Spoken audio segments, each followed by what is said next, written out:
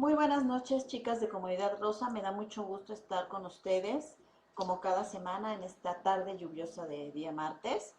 Y el día de hoy vamos a hablar de un tema por demás un poco complicado, yo creo que de los más complicados de derecho familiar y los que provocan la mayor parte de los problemas en este tipo de juicios, que son juicios por herencia, son de los que más se alargan, en los que pues las partes se pelean por muchos años y si no se llega a un convenio, pues pueden seguir peleándose así años. Entonces, es uno de los temas más complicados, más complejos del derecho, pero es bueno que nosotros tengamos por lo menos las nociones esenciales de qué es y en qué consiste una herencia cuando no tenemos testamento. Voy a comenzar por platicarles que cuando tenemos una herencia y no existe un testamento, se le llama un juicio intestamentario. Un juicio en el cual, intestamentario es un juicio en el cual no se tiene un testamento en sí otorgado ante notario público y por lo tanto nos tenemos que ir a lo que establece la ley. La ley establece que cuando no hay testamento, quiénes van a ser los herederos y por lo tanto vamos a tener que irnos a ese orden que señala la ley. Les comento que es complicado porque aquí ya nos metemos en cuestiones de exhibir actas de nacimiento, exhibir actas de matrimonio, exhibir el acta de defunción y muchas veces el acta de nacimiento están mal los nombres de los papás, los nombres de los hijos, los nombres de los abuelos. Tenemos que acreditar algo que se llama entroncamiento familiar y es con el cual acreditamos que efectivamente somos hijos de la persona que falleció y por lo tanto tenemos derecho a heredar. Entonces, sí es un tema un poquito complicado, sin embargo, les voy a dar lo esencial para que ustedes sepan en qué consiste y sobre todo es bien importante porque en muchas ocasiones cuando vamos a comprar un inmueble resulta que el inmueble está intestado. Esto quiere decir que no hay un testamento y que se tiene que abrir toda una sucesión en la cual, de acuerdo a la ley, se determine quiénes son los herederos. Y muchas veces quien ocupa el inmueble pues es el nieto. Y el nieto de la persona o del dueño del inmueble dice, bueno, es que es de mi abuelito y yo por derecho tengo que quedármelo o porque vivo muchos años aquí. No, no es así. Forzosamente tenemos que tener una sucesión intestamentaria y ya de acuerdo a lo que establece la ley, pues se determinará quiénes son los herederos y a quiénes les corresponde. Entonces, ojo por eso. Siempre que un inmueble que nos quieran vender esté intestado, esto es, sea una herencia y no haya un testamento, primero esperemos a que se resuelva ese juicio y se determine quiénes son los herederos esencialmente, porque de otra manera nosotros puede ser que le estemos comprando a alguien que ni siquiera tenía derecho a heredar o que resulta que nos vende y tardamos muchísimos años en escriturar ese inmueble porque no había una sucesión testamentaria. Entonces les quiero platicar, les quiero comentar platicando bien qué es una sucesión intestamentaria. Como ya lo hemos comentado, es aquella herencia en la cual no existe un testamento. Y por ejemplo, si se mueren mis abuelitos y no dejan testamento, ¿qué es lo que sucede? Bueno, pues de inicio vamos a tener que irnos a lo que establece la ley. Esencialmente la ley establece que van a heredar los descendientes, el cónyuge, los ascendientes y los colaterales hasta el cuarto grado. ¿Esto qué quiere decir? Estamos hablando sobre todo de parientes consanguíneos, esto es, de los hijos primero, de la esposa, si ellos no existen, de los papás, y si no están los papás, los hermanos, y si no están los hermanos, los primos, y si no están los sobrinos, y así nos vamos, ¿no? Entonces, a eso se refiere cuando nos dice descendientes son los hijos, ascendientes los papás, la cónyuge o concubina. Cuando nos habla de colaterales, nos está hablando de hermanos, y si no, de primos o ya de sobrinos hasta el cuarto grado, ¿no? Entonces, eso es lo que nos establece la ley. Y en el caso de que no haya ningún pariente hasta el cuarto grado, entonces van a heredar la beneficencia pública, ¿no? Que aquí en México está representado por el DIF. Entonces es importante que nosotros determinemos bien quiénes van a ser las personas que pueden tener derecho y que en todo caso deben comparecer al juicio para que ya el juez determine si tienen derecho o no y en qué proporciones. Eso por una parte. El cónyuge. El cónyuge es bien importante determinar qué derechos tiene, sobre todo en relación al régimen matrimonial. Si está casado por sociedad conyugal, bueno, pues entonces tiene derechos a gananciales matrimoniales, así se le llama, su 50% por sociedad conyugal y el otro 50% se va a dividir entre los hijos, que pueden ser 2, 3, 4 o los hijos que sean, o uno en su caso. Y entonces vamos a dividir el 50% de la herencia, se le va a quedar al cónyuge y al cónyuge supérstite, así se le llama, el sobreviviente, y el otro 50% se le va a quedar a los hijos. Esto por una parte. Pero, ¿qué sucede cuando están casados por separación de bienes? ¿Tienen derecho a heredar? Claro que tienen derecho a heredar. Por separación de bienes se hereda en una porción igual a un hijo. Esto es, si son 2 hijos y el cónyuge, entonces la herencia se divide entre 3 personas. Si son 3 hijos y el cónyuge, la herencia se divide entre 4 personas. Entonces el cónyuge, cuando está por separación de bienes, tiene derecho a heredar igual que un hijo. Lo mismo es cuando se está en concubinato, siempre y cuando el concubinato haya existido un año antes del fallecimiento del decuyus. Bueno, pues entonces el concubino o la concubina también heredan como un hijo, ¿no? Como si estuvieran por separación de bienes, pero ahí la cuestión se puede complicar un poquito más por el hecho de acreditar que efectivamente continuaba el concubinato, pues antes de que falleciera el dueño de la herencia. Entonces es bien importante que nosotros cuando demandemos la sucesión, pues sí llamemos a todos los que la ley establece, porque en el caso de que nosotros hagamos un juicio intestamentario y resulta que por ahí aparece otro hijo o aparece que el señor se casó, bueno, pues entonces es importante que los llamemos a todos a juicio, porque si no va a haber un proceso que se llama petición de herencia, donde ellos van a poder reclamar esa herencia que les correspondía y que no fueron legalmente llamados. Es importante por eso que nosotros cuando nos separamos, sí promovamos nuestro divorcio. ¿Por qué? Porque si yo ya me separé y sigo casada, si yo fallezco y estoy por separación de bienes, por ejemplo, mi esposo, aunque tenga 10 años que yo ya no lo veo, va a tener derecho a heredar porque está casado.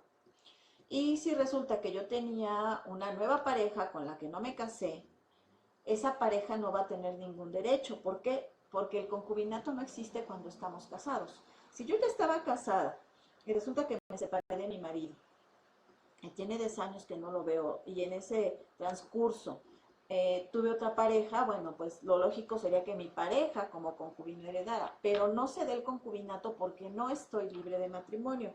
Esto es bien importante porque mucha gente dice, bueno, pues ya como tengo 10 años separada, ya automáticamente, y lo hemos comentado en otros videos, automáticamente me divorcié. No, no es así. En el divorcio no existen los automáticos. Acuérdense que nuestro derecho es declarativo y por lo tanto necesito una declaratoria de divorcio para que deje de surtir efectos el vínculo, ¿no? Para que deje de surtir efectos el matrimonio. Entonces, si yo ya me separé, es necesario que me divorcie porque si no, mi anterior esposo, o mi todavía esposo, mejor dicho, podrá heredar, aunque yo ya no viva con él, por el simple hecho de existir ese vínculo, por el simple hecho de existir esa acta de matrimonio que le da vigencia. En todo caso, es necesario que nosotros hagamos nuestro trámite de divorcio y si queremos con nuestra nueva pareja establecer un concubinato, bueno, pues será a partir de que yo ya quede divorciada o divorciado. Y aparte, si yo quiero casarme con mi nueva pareja, pues adelante, ya lo puedo hacer y evidentemente pues él será mi heredero en el caso de que yo fallezca. Pero si no, mucho cuidado con eso porque nuestra anterior pareja, si estamos casados civilmente, pues va a ser nuestro heredero al momento de nuestro fallecimiento. Entonces es bien importante que todos estos ciclos del matrimonio, el divorcio, aunque tengamos años separados, hagamos los trámites y todo lo tengamos en regla, porque si no vamos a tener problemas y pues sí, legalmente se le otorgan derechos al esposo casado, aunque ya no viva con nosotros. Entonces es bien importante. Ok, ¿en qué consiste esta sucesión intestamentaria. Bueno, pues sobre todo la parte principal es establecer los vínculos que existen entre padre e hijo o entre padre y esposa, entre de cuyus, así se le llama a la persona que falleció, al dueño de la herencia, entre el de cuyus y la esposa, entre el de cuyus y los hijos, entre el de cuyus y los padres. Entonces, por un principio legal, dice que los parientes más cercanos excluyen a los más lejanos. Entonces, si ya van a heredar mi esposa y mis hijos, bueno, pues automáticamente quedan excluidos mis papás y quedan excluidos mis hermanos, ¿no? Y si pues nada más tengo hijos, bueno, pues solamente ellos van a heredar si no tengo una esposa. Entonces es bien importante, número uno, que cuando nosotros promovamos un intestado, vamos a exhibir el acta de defunción, que es lo que nos da lugar a que ya se haga un juicio de este tipo o un trámite de este tipo, que exhibamos el acta de matrimonio, si el señor estaba casado, para saber si era por sociedad conyugal o separación de bienes, y también que ofrezcamos las actas de nacimiento, que les vuelvo a comentar, es aquí donde tenemos más problemáticas, porque muchas veces el apellido está mal escrito, hay veces hay apellidos que son compuestos y los ponen separados o solo ponen un apellido o el nombre no está completo, X o Y. Es ahí también la importancia de que tengamos toda nuestra documentación en regla, nuestras actas de nacimiento, las actas de nacimiento de nuestros papás inclusive, porque en muchas ocasiones resulta que nuestro papá en algunos bienes tenía 3 nombres y en unos utilizaba 2 nombres, en otros solo uno. Entonces ahí nosotros tenemos que acreditar al juez que eran la misma persona y que el dueño de la herencia pues utilizaba todos los nombres y a lo mejor en las escrituras de la casa sustentó con un nombre, en el acta de matrimonio con otro y resulta que en el de nacimiento con otro, porque el señor tenía 3 nombres. Entonces es muy necesario que en vida procuremos corregir todas estas situaciones o si no ya en el intestado pues tendremos que acreditar que aunque utilizaba 3 distintos nombres o de 3 distintas maneras.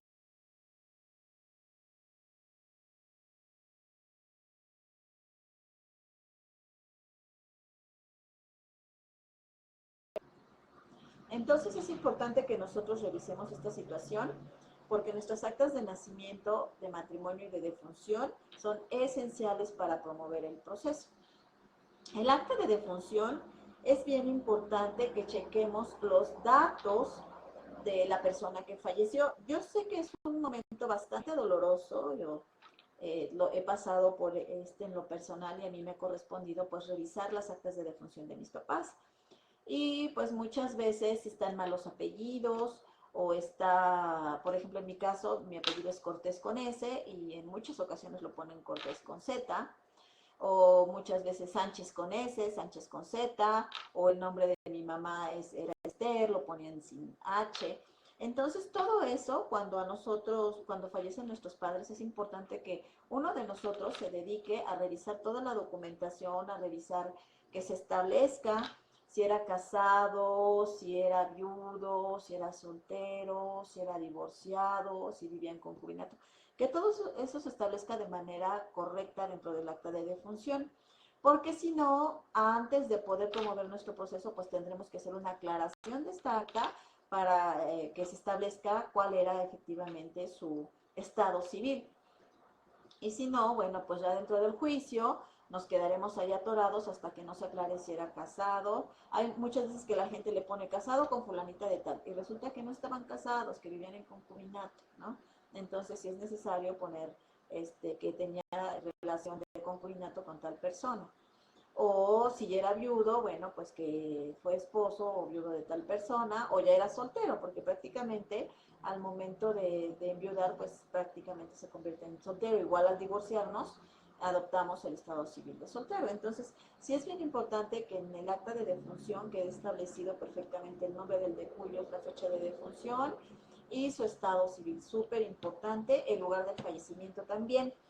¿Por qué? Porque el lugar del fallecimiento nos va a dar la competencia del juez para saber si se promueve el juicio en el DF, en el Estado de México, en cualquier estado de la República, ya que la ley dice que deberá promoverse en el último domicilio del de cuyos o de la persona que falleció.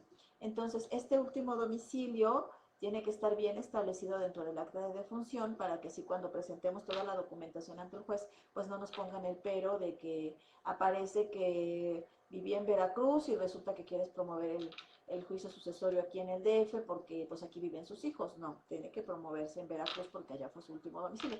Entonces, eso también debe establecerse dentro del acta de defunción para que nosotros sepamos ante qué juez vamos a promover todo nuestro juicio. Eso por una parte, eso es para iniciar nuestro juicio. El juicio en sí se va a dividir en 4 etapas, un juicio sucesorio. Estas 4 etapas son para juicio sucesorio, tanto sucesión intestamentaria como testamentaria. Aquí sí quiero hacer un apunte muy correcto, muy enfático, por el hecho de que muchas veces pensamos que cuando ya tenemos un intestado, pues es simplemente con el puro testamento ya me van a dar acceso a las cuentas bancarias y me van a dar acceso a toda la documentación de la persona que falleció, porque ahí dice que yo soy el albacea. La situación no es así. Tanto en el juicio testamentario como en el testamento tenemos que abrir un proceso por el cual primero se nos tiene que reconocer como herederos. En un juicio testamentario, bueno, pues me van a reconocer que soy heredero porque tengo que exhibir mis actas de nacimiento, mi acta de matrimonio, el acta de defunción, pero también voy a hacer 2 trámites más, que son girar oficios al archivo de notarías y al archivo judicial para ver si no otorgó el de cuyos un testamento. Nosotros decimos, no, pues no, mi papá no otorgó testamento, mi abuelito no otorgó testamento. Pero puede ser que nosotros no lo sepamos, o sea, que no hayamos sabido si otorgó testamento o no, el juez no lo sabe, el tribunal no lo sabe, y necesariamente deberá girar estos oficios para saber si hay un testamento o no hay un testamento. Y en el caso de los juicios testamentarios, también tiene que verificarse que sea el último testamento, porque hay personas que otorgan un testamento y después otorgan otro. ¿Y cuál vale? El último. Si yo otorgo un testamento en enero y después otro en marzo, el que va a valer es de marzo y automáticamente el de marzo va a dejar sin efectos el de enero. ¿Por qué? Porque la ley dice que debe ser su última voluntad. Entonces, si yo otorgué uno en enero y después uno en marzo, pues se supone que mi última voluntad es la de marzo. Entonces, automáticamente el de enero queda sin efectos. Por eso en ambos procesos, tanto en el intestamentario como en el testamentario, en los 2 juicios, lo que va a suceder es que el juez va a girar oficio a archivo judicial, archivo de notarías, para saber si no hay un testamento o bien si el que estoy exhibiendo es el último. Para que sobre ese, pues gire todo el proceso de la sucesión.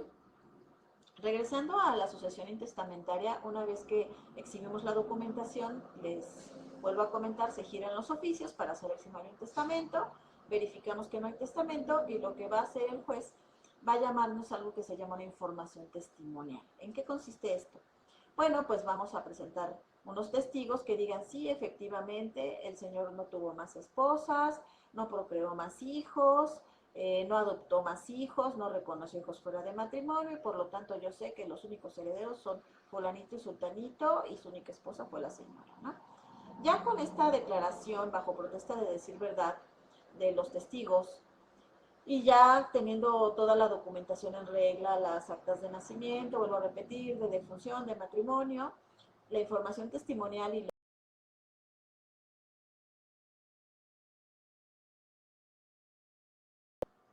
de que no existe otra disposición o otro testamento, entonces el juez lo que va a hacer es dictar una declaratoria de herederos. ¿Qué quiere decir esto? La declaratoria de herederos es cuando ya el juez me reconoce, sí, tú como hijo tienes derecho a heredar los bienes de tu papá en un 25% porque tienes otra hermana más y tu mamá tiene los gananciales matrimoniales. O sea, el 50% es de tu mamá por gananciales matrimoniales y el otro 50% se va a dividir entre tu hermana y tú como herederos intestamentarios, ¿no? Ya una vez que esté esa declaratoria del juez, nos va a llamar a una audiencia, que es una audiencia dedicada para designar una albacea. Aquí es bien importante y también les quiero comentar una idea que se tiene muy errónea. El albacea va a ser solo el representante de la sucesión.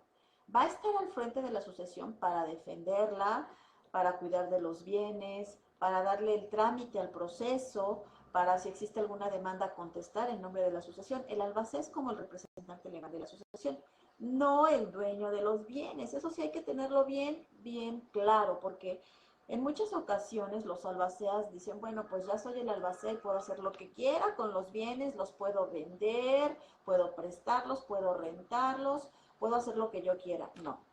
El albacea es únicamente un administrador y nos debe rendir cuentas anualmente, es lo que obliga la ley, pero también si se está pagando, por ejemplo, en los inmuebles, si se paga el predial, si se está pagando el agua, si se le está dando mantenimiento, si se rentan los inmuebles, cuánto se obtiene, cómo se están pagando los gastos, cómo se están administrando las rentas, todo eso como administrador lo debe presentar el albacea ante el juzgado. Debe hacer también lo que se llama una distribución de frutos. Frutos se les llama a las rentas o a todo lo que percibamos de un negocio o de un inmueble en el caso de que rentemos, o de una empresa cuando se dejan acciones en herencia. Entonces, lo que va a hacer el albacea es rendir cuentas de todo lo que se obtuvo de esos bienes y decir, bueno, pues se hicieron tales gastos, se pagaron tales cosas y sobró tanto dinero. Entonces, ese dinero se va a dividir entre los herederos de tal o cual manera. O sea, él va a ser el administrador prácticamente de los bienes de la herencia. Sí, esto es bien importante saberlo porque muchas veces los albaceas piensan que son los dueños y pueden disponer de todos los bienes y hacer lo que quieran. No, no es así. Inclusive para rentar, la ley dice que solo pueden rentar por un año. Y si quieren rentar por más tiempo, deberán de contar con la autorización de los herederos. También mucha gente me ha preguntado, oye Marilena, ¿y se pueden vender ya con la designación de albacea y de herederos, se pueden vender los bienes? Sí, sí se pueden vender los bienes, nada más que forzosamente tendrán que firmar todos los herederos, ahí sí no hay de otra. Hasta que no llegamos a la etapa de adjudicación donde ya te dicen, tú eres dueño de este inmueble, hasta ese momento, cuando nada más hay una declaratoria de herederos y un nombramiento de albacea, forzosamente tenemos que tener el consentimiento de todos los herederos para disponer de los bienes. Eso es bien importante, señores albaceas. Yo sé que muchos están peleando por ser albacea, pero un albacea es un administrador y en cualquier momento se le pueden pedir cuentas. Inclusive si el albacea lo quitan por manejo, porque no dio el manejo idóneo a la sucesión, puede inclusive perder sus derechos. Entonces, aguas, es importante que cuando estemos administrando, pues rindamos las cuentas, gasté en esto, se gastó en el otro, sobraron tal cantidad, se ha pagado esto, se ha pagado el otro, porque de otra forma, bueno, pues sí podemos incurrir en una responsabilidad. Y bueno, pues los herederos también entender que ser albacea no es sencillo. El albacea tiene que cuidar los bienes, tiene que investigar si hay juicios de respecto de los bienes, tiene que ver si hay que regularizar alguna situación, algunas escrituras, tiene que hacer muchos trámites. Entonces también como herederos debemos entender que en muchas ocasiones, pues sí, los albaceas tienen que hacer muchos gastos. El albacea también debe presentar su planilla de gastos y decir, bueno, entró tanto de rentas o por las acciones de la empresa tuvo tantos ingresos y se realizaron tales gastos y quedaron tales cantidades. Entonces, sí es bueno que nos sentemos, sí podemos decirle al albacea, presenta tus cuentas y nosotros vamos a tener un término de 10 días para decir estoy de acuerdo, no estoy de acuerdo, por qué no estoy de acuerdo en estos gastos, todo eso. Yo siempre les sugiero que la mejor manera en que puedan ustedes terminar de forma más rápida y poder disfrutar de sus bienes, pues sea llegando a un convenio, ¿no? Sentándonos los herederos, el albacea, y ver de qué manera pues nos podemos repartir los bienes. Esto es bien importante porque hemos tenido sucesiones que pueden durar años, años, y lo que sucede es que los herederos, cuando son, por ejemplo, es la abuelita y los herederos son los herederos van falleciendo. Entonces, la cuestión se va complicando más porque entonces ahora van a heredar los hijos del heredero. Entonces tenemos que abrir la sucesión del heredero para que a su vez se designe albacea y ya designado albacea, pues él vaya y responda por lo que le tocaba al hijo respecto del abuelito. Entonces siempre les recomendamos que procuremos llegar a un convenio, procuremos llegar a un arreglo en el cual todos quedemos a gusto, nos repartamos, porque muchas veces nos la pasamos peleando años y resulta que el inmueble está ocupado por inquilinos. Acuérdense que ya hemos hablado aquí de la situación de los inquilinos. Y pues los inquilinos dicen, bueno, pues entre lo que se pelean, yo sigo aquí, igual y no pago las rentas y me tienen que demandar. Y el albacea dice, pues ¿de dónde demando si yo no tengo dinero? Dejaron de pagar las rentas. Entonces, como dice el dicho, a mar revuelto, ganancia de pescadores, ¿no? Muchas veces seguimos peleándonos años por una herencia y resulta que quien ganó todo ese tiempo sin pagar rentas y al final lo tuvimos que sacar, pues fue el inquilino, ¿no? Entonces, por eso nosotros sí recomendamos mucho que se sienten, platiquen. Siempre nos dicen, oye, ¿cuánto tarda un intestado o cuánto tarda un testamentario? Pues el tiempo que ustedes quieran, porque si ustedes llegan a un arreglo rápido, se ponen de acuerdo cómo se van a repartir los bienes, mira, es rapidísimo, máximo 6 meses lo estamos haciendo. Pero si no, esto puede durar años porque entonces el administrador presenta sus cuentas, el albacea y los hermanos o los herederos dicen, yo no estoy de acuerdo, yo no estoy de acuerdo con ese gasto y entonces voy a pedir que se remueva el albacea o voy a objetar cuentas, X o Y, se van juicio, juicio, juicio y resulta que jamás disfrutan de sus bienes. Entonces, siempre la recomendación es procuren llegar a un convenio, procuren sentarse. Al final, yo sí les comento, independientemente de la forma en que el papá o el abuelo obtuvieron los bienes, o la mamá, en este caso, al final es un regalo, al final es algo que te están dejando, al final es algo que pues trabajaron tus papás, tu abuelito, porque tú tuvieras un patrimonio o dejarte algo, y yo creo que vale la pena que lleguemos a un convenio y nos sigamos peleando. Entonces, eso es por una parte, digamos, la sección primera, que es designación de albacea, nombramiento de herederos, declaración de herederos y nombramiento de albacea. Después tenemos una sección segunda que se llama inventarios y avalúos, que es donde nosotros vamos a presentar todas las escrituras y a presentar un avalúo de cuánto valen los bienes que dejó el decuyos o la persona que falleció. Si son inmuebles, si son autos, si son, por ejemplo, acciones de una empresa, bueno, pues tendremos nosotros que evaluarlos, sobre todo para saber cuánto cuestan y eso nos va a ayudar mucho para poder llegar a un convenio. Oye, yo me quedo con tal departamento y a ti te dejo la casa o tú te quedas con las acciones de la empresa. Eso es bien importante para que dejemos de pelear y lo arreglemos. Bueno, vamos a darle las buenas noches a Carla. Hola, Carlitos, buenas noches. Carlita nos pregunta, ¿qué pasa en el caso de crédito de auto o hipoteca si la persona muere en el inter que se está pagando el inmueble o el auto? Ah, esta es muy buena pregunta, Carlita. Mira, resulta que regularmente este tipo de créditos tiene un seguro que aplica cuando fallecen las personas, tanto el de autos, el financiamiento automotriz, como los créditos hipotecarios. Entonces es bien importante, eso sí, esa es una recomendación para todos nosotros, que todos estos papeles de importancia los dejemos guardados en un solo sitio y que le digamos a nuestro hijo, a nuestra pareja, oye, aquí tengo los documentos originales para que por favor cualquier cosa pues tú los hagas valer. ¿Por qué? Porque estos seguros tienen vigencia. Entonces lo que nosotros tenemos que hacer es inmediatamente, después del fallecimiento, no sé, máximo 15 días, llevarlos a la automotriz y decir, fulanito falleció, quiero que aplique el seguro para que ya se tenga por pagado automáticamente el automóvil o la hipoteca de la casa por estos seguros que existen. Entonces es bien importante que nosotros tengamos esa documentación, que informemos a nuestros familiares que existe y inclusive yo sí les recomiendo que tengan copias.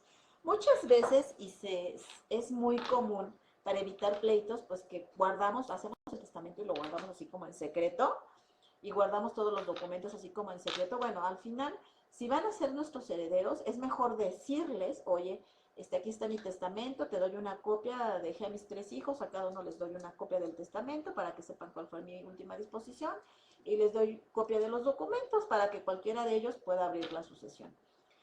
¿Por qué? Porque resulta que muchas veces dejamos todos los documentos así muy escondidos que nadie los encuentra y bueno, abrir el sucesorio es más costoso porque tenemos que hacer investigaciones, tenemos que verificar también dónde están los papeles del auto, dónde están los papeles de la hipoteca, si tenía seguros, dónde están. Hay seguros que se pierden, ¿eh? Hay seguros que pues solo el autor de la sucesión sabía que existían, los hijos jamás supieron que existían y pues no los reclamaron en tiempo y pues se pierden. Entonces, ese es uno de los casos, como los seguros que bien comentas, los seguros de auto y para adquisición de autos y de inmuebles, existen estos seguros. Entonces es muy necesario que, oye, tengan una copia de los documentos. Si yo llego a fallecer, sobre todo gente que se va a operar en muchas ocasiones, antes de ir al hospital le dicen, aquí está la copia de los documentos, o aquí están los originales, o los originales los tengo en tal lugar, te doy una copia. Si algo sucede, pues ya sabes qué tienes que hacer, léelos, entérate y haz efectivos los derechos, porque les vuelvo a comentar, en muchas ocasiones no lo sabemos y resulta pues que se pierden esos derechos, ¿no? Y bueno, ya casi 2 minutitos más para que terminemos. Tenemos la sección segunda que dijimos inventarios y avalúos. La sección, ya una vez que presentamos inventarios y avalúos, se les da vista a los herederos. ¿Están de acuerdo que estos son los bienes? Sí, perfecto. Nos vamos a la sección tercera, que es administración de la sucesión. Aquí es donde obligatoriamente el albacea debe presentar una cuenta de administración donde diga existen tales bienes, se obtiene tal cantidad, o simplemente no, si existen inmuebles, los ocupan los herederos, no hay ninguna renta que percibir, están al corriente en el pago del predial, del agua, o se debe tanto, yo lo presento, y bueno, se ha pagado o se ha dejado de pagar, ¿no? Y muchas veces cuando los herederos poseen los inmuebles, dicen ellos, no, pues yo no tengo que pagar nada. Bueno, pues por lo menos vas a pagar lo que ocupes de agua, lo que ocupes de tus servicios dentro del inmueble, para que no tengamos ningún problema de que después ya tenga un embargo por el hecho, o una suspensión de servicio porque no he pagado el agua o no he pagado la luz. Entonces es bien importante que si somos herederos y ocupamos, paguemos por lo menos nuestros servicios. Y por último, el proyecto de partición y adjudicación de la asociación, que es donde yo ya voy a repartirme junto con los demás herederos. Bueno, lo que les comentaba hace rato, tú te quedas a lo mejor con las acciones de la empresa, yo me quedo con este departamento o con el carro, o a lo mejor tú con el carro y el departamento y yo con las acciones, o X o Y, ¿no? O a lo mejor lo vamos a vender, que es la parte más complicada. ¿Sabes qué? Vamos a venderlo y nos vamos a repartir por partes iguales los 3 herederos, o bien vamos a subdividirlo cuando esto es posible, porque no siempre podemos subdividir un inmueble, tienen ciertos requisitos. Entonces sí es importante que nos pongamos bien de acuerdo cómo vamos ya a terminar la sucesión y adjudicarlos, porque les vuelvo a repetir, y ese sería mi consejo con el que cierro hoy esta transmisión, este video. Mi consejo es que siempre tratemos de llegar a un arreglo con los demás herederos. Los juicios sucesorios se alargan regularmente por disgustos entre ellos, porque no estoy de acuerdo en que tú recibas igual que yo, y al final, sobre todo en los intestados, pues, y en los testamentos también existe una disposición ya legal a la que tenemos que obedecer. Y bueno, ¿para qué seguirnos peleando? Al final los bienes, han llegado bienes que se llegan a perder cuando son varias casas. Hay veces no se tenía contrato de arrendamiento, el inquilino se queda con el inmueble. Bueno, X o Y situaciones. Y bueno, no fue ni, como dicen, ni para Dios ni para el diablo. Entonces, mi consejo es que lo platiquen, lo comenten. El juicio sucesorio intestamentario debe promoverse ante el juez. Se puede promover un juicio, los testamentarios pueden ser ante el notario, pero también ante el juzgado. Pero antes de que lo hagamos, nos sentemos, platiquemos y tratemos de llegar a un arreglo para que todo sea más rápido. Acuérdense, todo juicio es tiempo, dinero y esfuerzo. Y como también siempre los he comentado, más vale un buen arreglo que un mal pleito. Los juicios se siguen alargando, el tribunal está saturado de trabajo, y nosotros, si no nos ponemos de acuerdo, pues simplemente la gente desafortunadamente llega a fallecer y ni siquiera disfrutan de su herencia, ¿no? Y si fallecen, pues se va complicando y complicando el asunto, y al final, pues es otro el que lo disfruta. Entonces, hasta aquí llega nuestra cápsula del día de hoy. Por favor, cualquier duda, comentario, con todo gusto, la respondemos a mi página personal, o bien por aquí por Comunidad Rosa. Que tengan muy buenas noches. Muchas gracias.